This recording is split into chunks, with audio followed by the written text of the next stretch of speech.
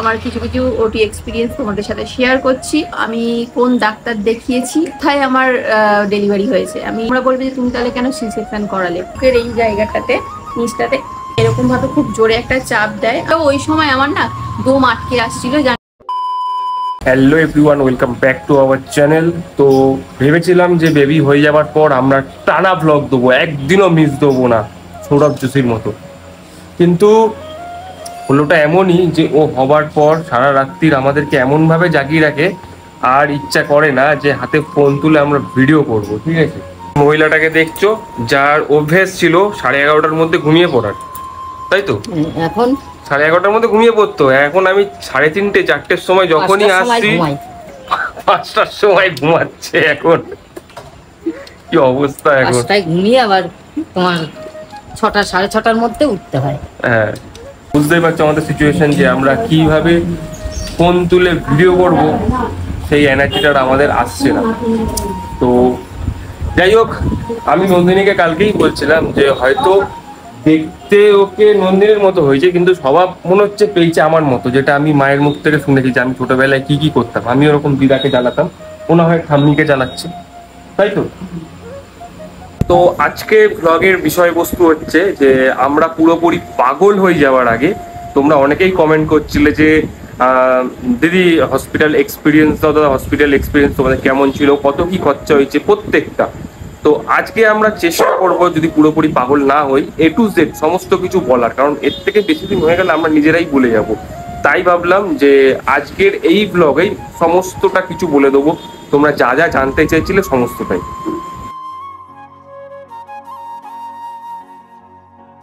তো গাইস, এবার করব লাঞ্চ। জানি নন্দিনী ভিডিও করতে পারেনি, কারণটা কি মা? নন্দিনী ভিডিও কেন করতে পারেনি?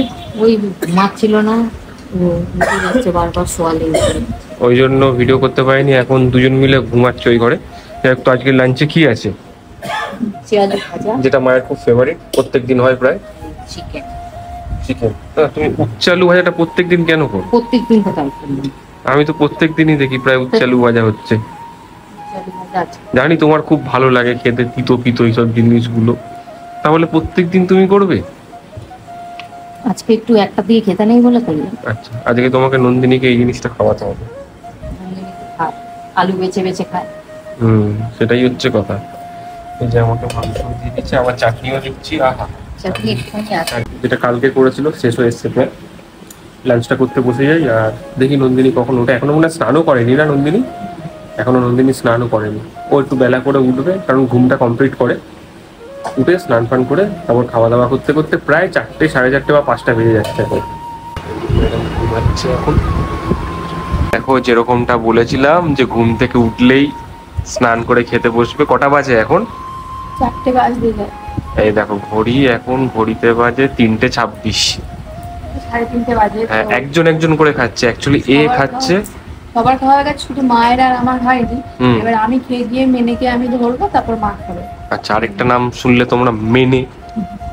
ওটা নাম হলো ওটা আসলে সারা রাত ঘুমায় না, মানে ওরা তো ঘুমায়, আমি তো একদম ঘুমায় না। মানে হ্যাঁ, ও আর মায়ের বেশি কষ্ট এখন। আগে তাও এই ঘরে ঘুমাতাম, মা একটু ঘুমাতে পারতো। এখন এই ঘরে ঘুমাচ্ছি কদিন হলো, মায়ের ঘুমটা হচ্ছে না। তাও আমি মাকে ডাকি না, কিন্তু কান্নার আওয়াজে তো উঠে যায়। সেটাই, আমি ওই ঘর থেকে ছুটে ছুটে আসি বলো কতবার কান্নার আওয়াজ শুনে। ওরকম বাজে ভাবেই চেল্লাই। এবার তোমরা বলছিলে যে ওর পেট ব্যথা করে, ওষুধ দেবে, তো ওকে পেট ব্যথার ওষুধ দেওয়া হয়, সবকিছু দেওয়া হয়। ওটা অন্য কি বিনা কারণে কাঁদে, তাই না? মানে আমরা বিভিন্ন রকম চেষ্টা করি, কোলে নিয়ে হাঁটাহাঁটি করি বারান্দায়, কোলে ঘুমাবে, না ল্যান্ডিং করালেই কান্না। হ্যাঁ, ল্যান্ডিং করালে খাচ্ছি চিকেন। আর চিকেনটা কিন্তু দারুণ হয়েছে জানো? হ্যাঁ, আমি খেয়েছি, চিকেনটা ভালো হয়েছে। আর তোমরা অনেকে বলছিলে মামাম কি ফিডিং করে, ব্রেস্ট ফিডিং করে নাকি ফর্মুলা মিল্ক খায়। ও কিন্তু ব্রেস্ট ফিডিংই করে ওকে, কিন্তু পাম্প করে। তো বোতলে খাচ্ছিল, আগের ভিডিওতে দেখে তোমরা অনেকেই ভেবেছো যে হচ্ছে ফর্মুলা মিল্ক খায়। তো ফর্মুলা মিল্কও খেয়েছিল সেই হচ্ছে যখন ও নার্সিংহোমে ভর্তি ছিল ওই জন্ডিসের কারণে। আর যখন প্রথম হয় তখন 2-1 দিন মানে হসপিটালে যখন ছিল তখনই ফর্মুলা মিল্ক। হ্যাঁ, এখন কিন্তু ব্রেস্ট ফিডিংই করে, তাও পাম্প করে করি। পাম্প করে কিভাবে কি করি না করি সেটা আমি অন্য একটা ভিডিওতে ডিটেলসে তোমাদেরকে বলবো, তোমরা জানতে চেয়েছো তো। আজকে মেইনলি হচ্ছে হসপিটালের এক্সপিরিয়েন্স ফোকাস হচ্ছে এই ভিডিওটাতে। তো দেখতে থাকো, আমি লাঞ্চটা সেরে নিই, তারপর মা করবে। ওই দেখো এখনো কাঁদছে। এই যে এই হচ্ছে আমাদের চিরবির, সারাক্ষণ খালি চিরবির করে। তুমি খাবে তো এবারে নাকি? এ দেখো সারাক্ষণ চিরবির করে। এই ঘুমালো নাকি, ঘুমিয়েছে নাকি এখনো জেগে আছে? ঘুমিয়েছে, একটু পরে হয়তো উঠবে। ওই দেখো হাসে আবার। চিরবিরি।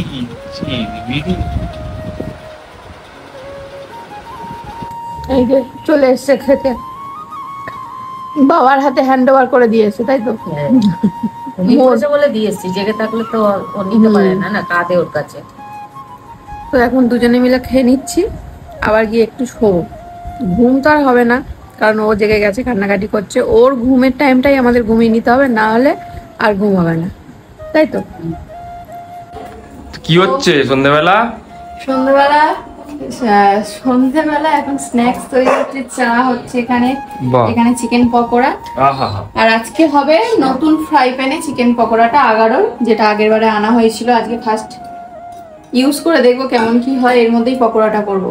হ্যাঁ, ইউজ করে দেখবো আর তোমাদেরকেও রিভিউ দেবো যে কেমন জিনিসটা। এটা একদম পুরো স্টিলের আর ভীষণ ভারী, ভীষণ ভারী। ভারী মানে ওয়েট বিশাল। এই দেখো না, আগারোর ব্র্যান্ডিং আছে এখানে, আর ওয়ারেন্টিও আছে, সমস্ত কিছুই তোমরা পেয়ে যাবে। আগারোর এজেন্সি ট্রিপলি স্টিল ফ্রাই প্যানটা নর্মাল ফ্রাই প্যানগুলোর থেকে কিন্তু একটু আলাদা। এটা স্টিলের হওয়ার সাথে সাথে এটা কিন্তু 2.5 mm থিক, এবং এর সাথে রয়েছে ডিভাইডেড হ্যান্ডেল। আর 2.5 mm থিক হওয়ার কারণে এটা কিন্তু রান্না করার সময় তলায় ধরে যায় না বা আগুন জ্বলে ওঠে না, যেমন নর্মাল স্টিল ফ্রাই প্যানগুলোতে হয়ে থাকে। এই ফ্রাই প্যানটা কিন্তু গ্যাস স্টোভের সাথে সাথে ইন্ডাকশন টপেও কম্প্যাটিবল। তাছাড়া আগারোর এই ফ্রাই প্যানটা কিন্তু 5 বছরের ওয়ারেন্টি রয়েছে, তাই আমাদের ইচ্ছা মতো সুস্বাদু রান্না কিন্তু এই ফ্রাই প্যানে করতে পারি। দেখতে পাচ্ছ আমি পকোড়া রান্না করেছি, কত সুন্দরভাবে উঠে আসছে, তলায় কিন্তু একটুও লেগে যায়নি, আর পকোড়া কিন্তু দারুণ হয়েছে। এই ফ্রাই প্যানটাতে রান্নাগুলো যেমন সুন্দর হয়, তেমন এই ফ্রাই প্যানটা ক্লিন করাও কিন্তু খুবই ইজি। তো এই ফ্রাই প্যানে পকোড়া করা রেডি, সাথে ক্লিনও করে নিয়েছি। দেখতে পাচ্ছ কত সুন্দর ক্লিন হয়ে গেছে। তাছাড়া এর মধ্যে তোমরা হচ্ছে পাস্তা বানাতে পারো, যেটা হচ্ছে দিশানোর পাস্তা। আগের দিন বানিয়েছিলাম, খেতে কিন্তু দারুণ হয়েছিল। আটার পাস্তা, কিন্তু তোমরা একটুও বুঝতে পারবে না যে ওটা আটার। আর্টিফিশিয়াল কালার নেই, আর্টিফিশিয়াল ফ্লেভারও নেই, সাথে এটা প্রিজারভেটিভ ফ্রি কিন্তু। তো দুটো প্রোডাক্টের লিংক কিন্তু আমি ডেসক্রিপশন বক্সে দিয়ে রেখেছি, তোমরা চাইলে গিয়ে পারচেজ করে নিতে পারো। মামাকে দেখতে কে এসছে, দেখো কে এসছে। চলো, বাড়ির এত কাছে থাকো আর তোমরা এতদিন পর আসলে, তাই তো? সময় পাইনি, সেই জন্য আসতে পারিনি। সময় পাওনি? নন্দিনী বলছে ওরা আসলো না এখনো। আশা হয় না, আমি তো এক মাস ঝগড়া করেছিলাম। মনে হচ্ছে কিছু একটা দুষ্কর্ম করলো। চলো। মানে মামা হচ্ছে শুনে এরকম এরকম হতে ভালোবাসে, কোলে রাখলে কাঁদবে, শুয়ে দিলে কাঁদবে। বাবা এরকম ছিল না, ওর বাবাকে এরকম, আমার মা নিয়ে এরকম সারা রাত এরকম করে নাচাতো। ওই তো হয়েছে, মানে হয়েছে দেখতে ওর মতো, কিন্তু স্বভাবটা পেয়েছে আমার মতো।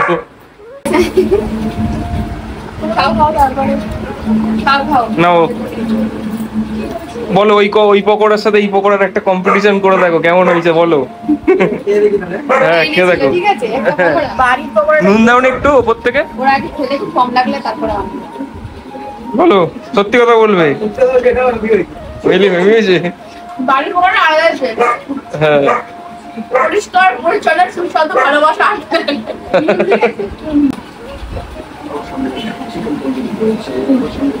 খাচ্ছেন তুমি? তো এখন চলে যাচ্ছে ওরা, টাটা। আমার ছেলেও হয়ে গেছে মেয়ের সাথে সাথে। এই যে নিয়ে এসছে ভাই, মামামের ভাই। আরে বাবা, দাঁড়াও। ওই জন্য কাঁদছে, ওর ভাই এখন লাগবে না, 6 বছর পরে ভাই আসলে ভালো হয়। এখন ওর হিংসা হচ্ছে, কান্দি করছে। তো ওরা চলে গেল। এখন হচ্ছে আমরা কটা বাজে, এখন 9টা বাজে, 9টার সময় চলে গেছে। আসলে ভালো লাগলো, অনেকদিন ধরে বাড়িতে আমরা দুজনেই ভাত খাচ্ছিলাম, 2-3 জন, তাই তো? এদিকে গড়াগড়ি খাচ্ছিলাম, একটু আসলো, কথাবার্তা বললাম, খুব ভালো লাগলো। চলো। তো অনেক দিন ধরে ভাবছি তোমাদের সাথে শেয়ার করবো আমার ওটি এক্সপিরিয়েন্স। তোমরা প্রচুর কমেন্ট করেছো ফেসবুকে, ইউটিউবে, এমনকি ইনস্টাতেও যে দিদি ওটি এক্সপিরিয়েন্স দাও, ওটি এক্সপিরিয়েন্স। আমি কি বলবো আমি নিজেই বুঝতে পারছিলাম না। আর প্রায় 1.5 মাস হতে যায়, আমি প্রায় ভুলতে বসেছি। তাই ভাবলাম যে এখনই করতে হবে, নাহলে আমি ভুলে যাব। আর যদিও যতই বলি ভুলে যাব, কিন্তু এই জিনিস ভোলার নয়। তো আমার কিছু কিছু ওটি এক্সপিরিয়েন্স তোমাদের সাথে শেয়ার করছি। আর সবার আগে বলে দিচ্ছি যে ভয়, তোমরা যারা নতুন মা হবে তাদেরকে বলবো মনের মধ্যে কিন্তু অনেকটা শক্তি সাহস রাখতে হবে, ঠিক আছে? আর আমি কোনো ভয় পাওয়ানোর জন্য কোনো কথা বলছি না, আর আমি নিজেও কোনো কিছু সেরকম ভয় পাইনি যদিও। তো চলো শুরু করি। তো ফার্স্ট তোমাদের একটা কোশ্চেন ছিল আমি কোন ডাক্তার দেখিয়েছি আর হচ্ছে কোথায় আমার ডেলিভারি হয়েছে। আমি ডাক্তার দেখিয়েছি হচ্ছে গুঞ্জন মাঝি, আমাদের এখানকার খুব নামকরা ডাক্তার। তোমরা যদি ওনাকে দেখাতে চাও, আমাদের আশপাশে রয়েছো, তারা যদি দেখাতে চাও বা ওনার ডিটেলস জানতে চাও, তোমরা অবশ্যই গুগল করে নিও। গুগলে কিন্তু ওনার সমস্ত ডিটেলস রয়েছে। আর উনি কিন্তু খুবই ভালো ডাক্তার, আমার কাছে তো ভগবানই।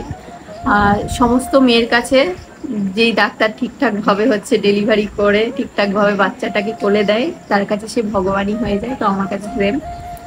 আর কোন হসপিটালে হয়েছি, আমি নার্সিংহোমে হয়েছি, আমাদের সামনেই স্পন্দন নার্সিংহোমেই কিন্তু আমার ডেলিভারি হয়।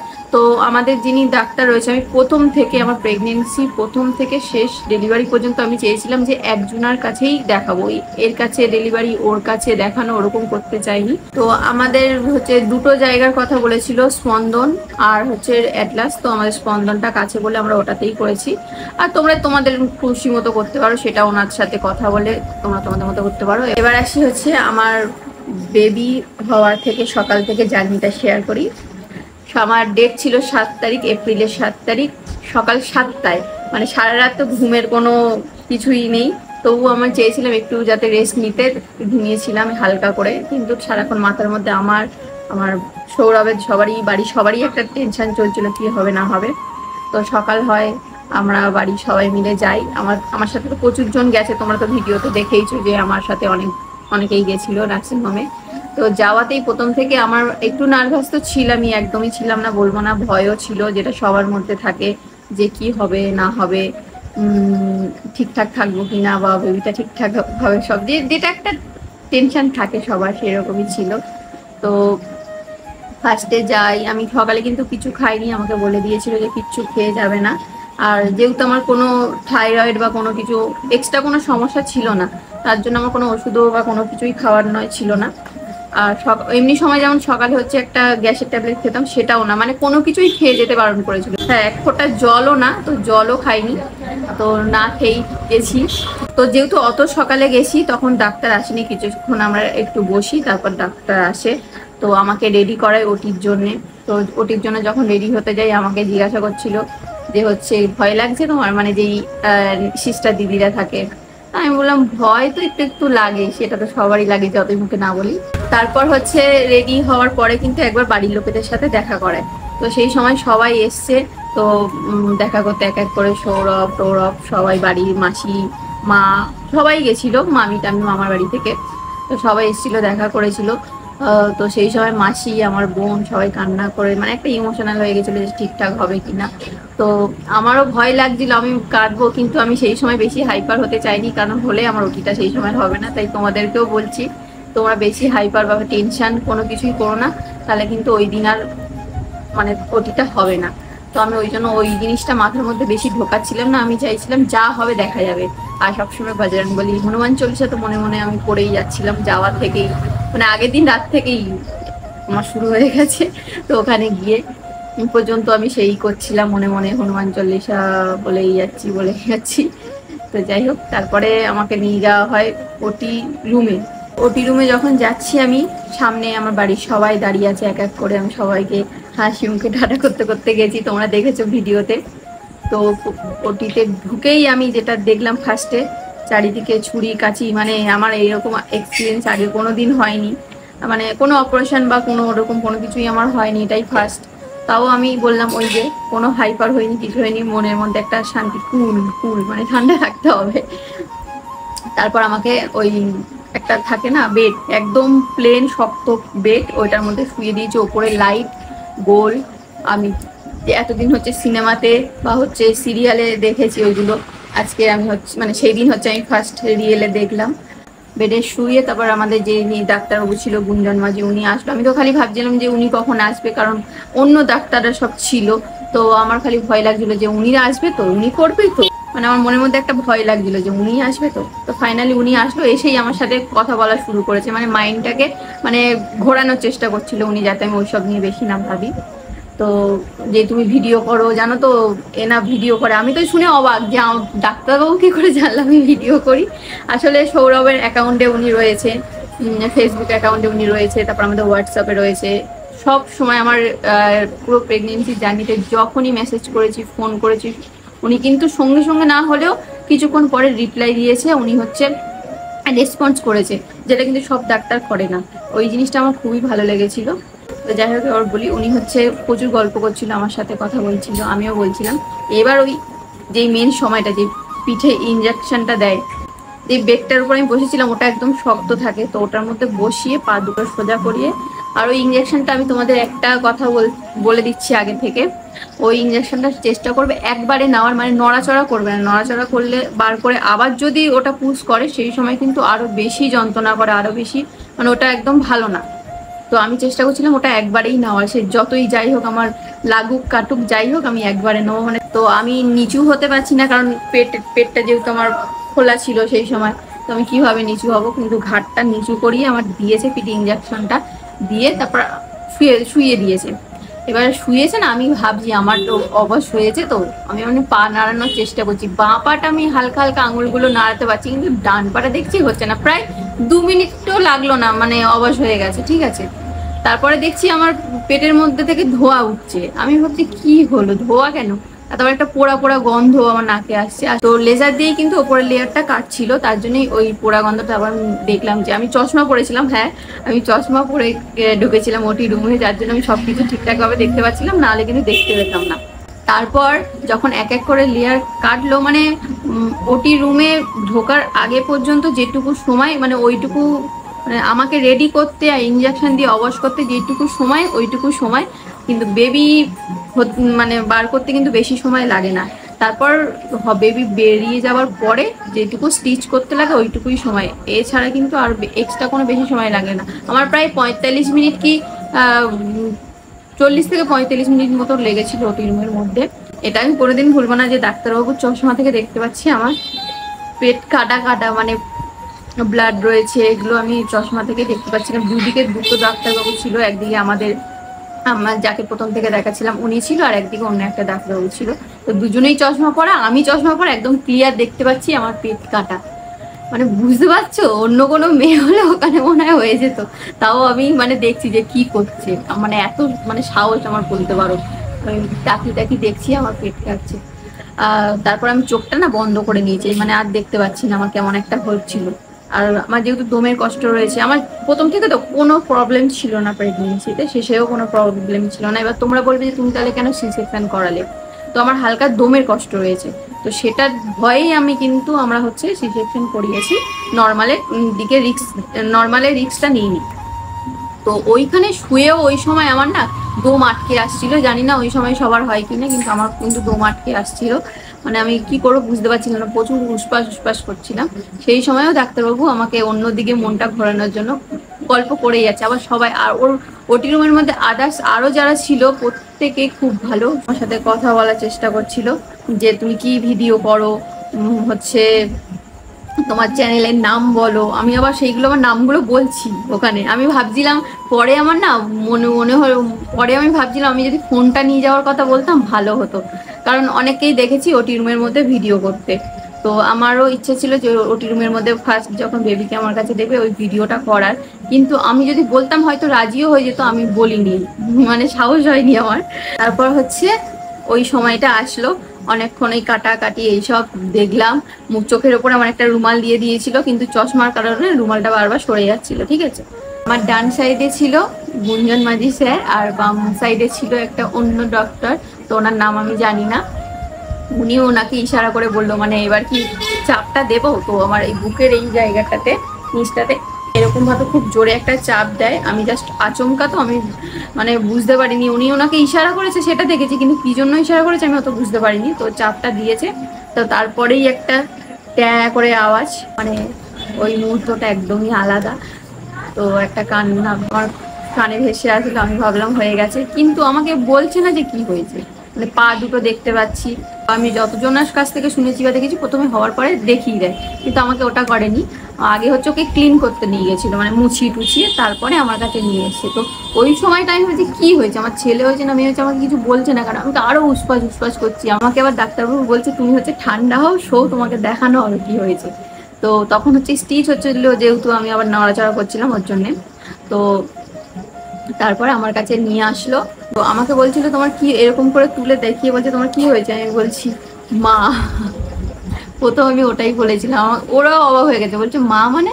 আমি বললি আমার মা, মেয়ে হয়েছে। বললো আচ্ছা ঠিক আছে। তারপর বাড়ির সবাইকে দেখাতে নিয়ে এসছে, তারপর আমার স্টিচ হলো, বেশিক্ষণ সময় লাগেনি, ওইটুকুনি সময়ের মধ্যে সব হয়ে গেছে।